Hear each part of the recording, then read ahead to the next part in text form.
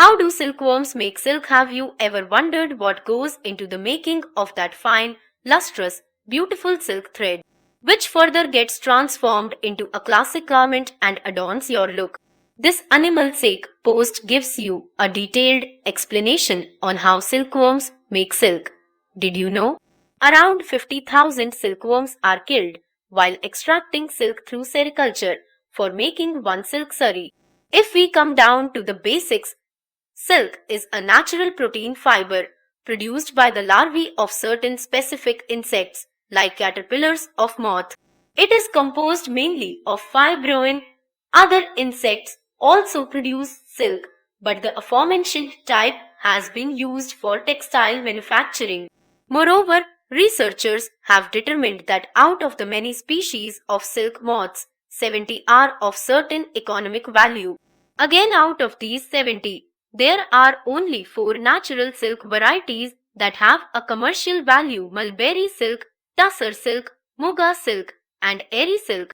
The best type of silk comes from the mulberry silkworm Bombyx mori, which is obtained by domestication.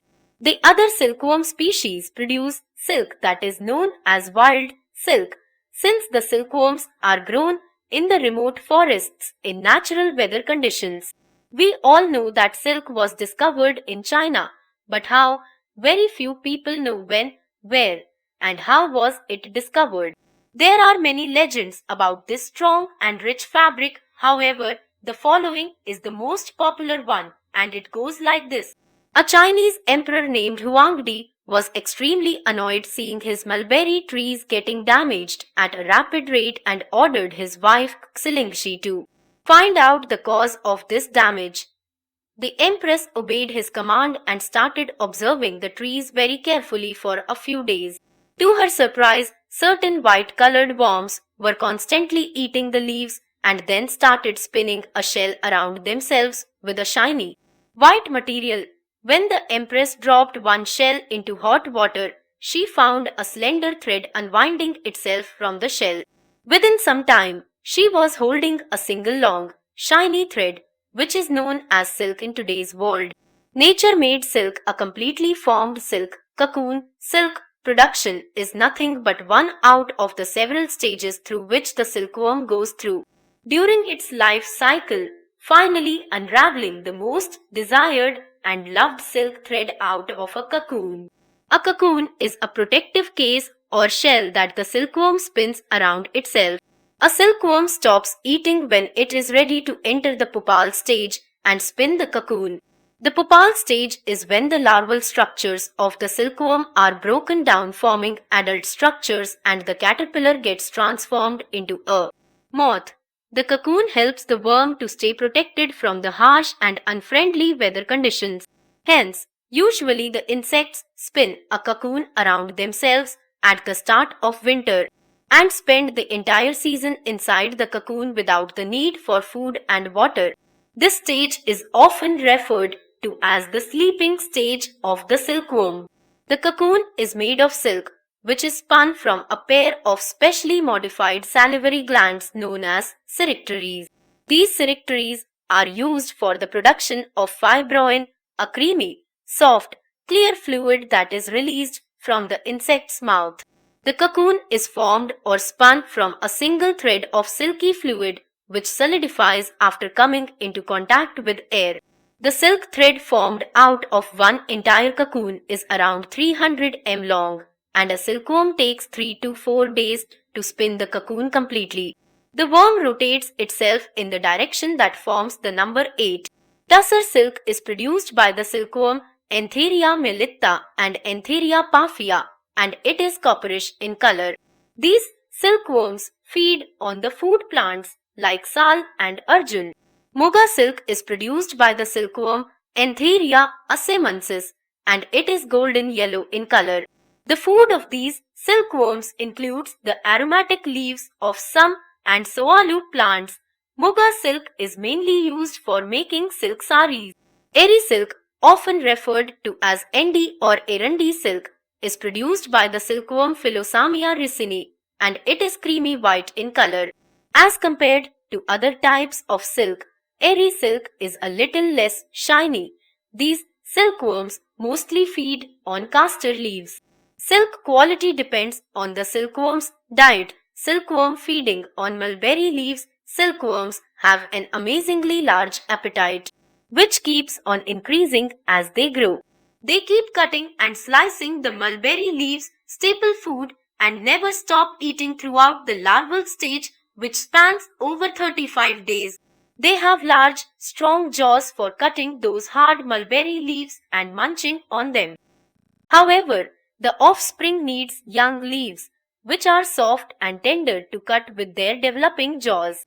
Silkworms do not need water at all, they just need fresh and moist mulberry leaves every day. And there is tremendous increase in leaf consumption during the last 3 weeks.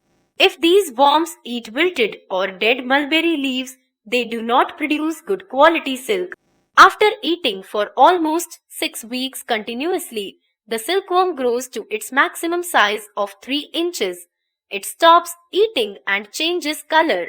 At this stage, it is 70 times larger than the original size and weighs 10,000 times more than it was when hatched.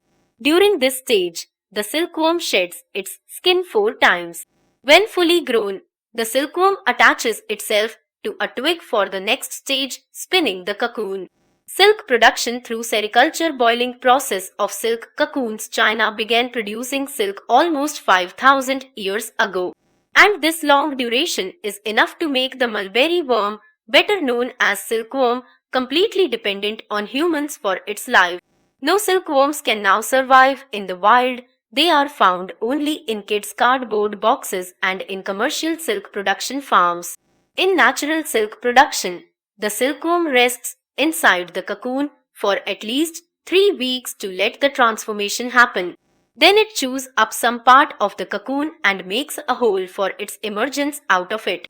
Unfortunately, in sericulture, the pupa is not allowed to escape from the cocoon because it is put in boiling water, eventually causing death of the pupa. This is done to obtain the single long thread of silk, which will otherwise break into smaller ones, decreasing the commercial value of the final product.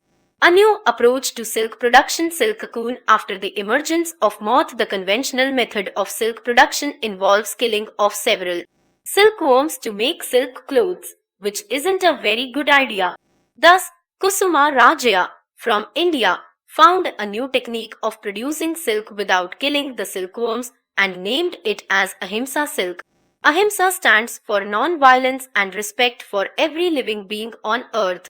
He says that Mahatma Gandhi, a man of non-violence, was the inspiration behind his new approach. It was Mahatma Gandhi's dream to produce silk without killing worms, but unfortunately it remained unfulfilled at that time.